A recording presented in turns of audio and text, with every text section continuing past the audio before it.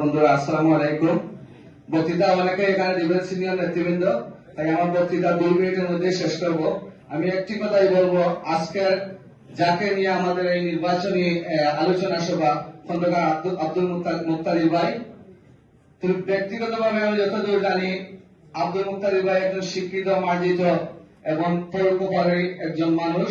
বিগত 17 বছর যে আন্দোলন হয়েছে সিলেটে এবং যত নির্যাতন নিপীড়ন হয়েছে, তাদের পাশে ছায়ার মতো যে মানুষটি ছিলেন তিনি হলেন খন্দকার আব্দুল মুক্তাদির ভাই। আমি মনে করি আমরা সবার দায়িত্ব হলো খন্দকার আব্দুল মুক্তাদির ভাইকে জয়যুক্ত করা এবং বাংলাদেশের 300টি আসনের মধ্যে সিলেট এক হলো সব আসনের হৃৎপিণ্ড। এটা খুবই ঐতিহ্যবাহী একটি আসন।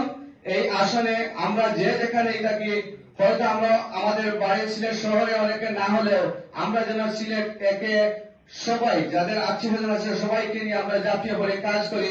শুধু নির্বাচিত করলে হবে না, এমন একটি নির্বাচনে আমরা এমন ভাবে নির্বাচিত করব যেন বাংলাদেশের মানুষ তথা কেন্দ্রীয় নেতৃবৃন্দ দেখতে পারে যে এমন একটা নির্বাচনে এমন একটা বুথের ব্যবধান হয়েছে, যে ইতিহাস সৃষ্টি হয়েছে।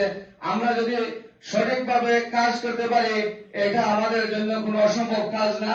আর আমি একটি আশাই করব, আগামীতে যদি সিলেট এক আমাদের মুক্তাদির ভাইকে আমরা নির্বাচিত করি, আমার মনে হয় আমরা ভালো একটা মন্ত্রী পাবো। আর আমার এখানে আর কিছু বলার নেই। সবাই ভালো থাকেন। আর ধন্যবাদ এনআরবি এলায়েন্স ইউকে আপনারা এমন সুন্দর একটি আয়োজন করার জন্য এবং আমাকে একটু সুযোগ করে দেওয়ার জন্য। সবাইকে ধন্যবাদ। আসসালামু আলাইকুম।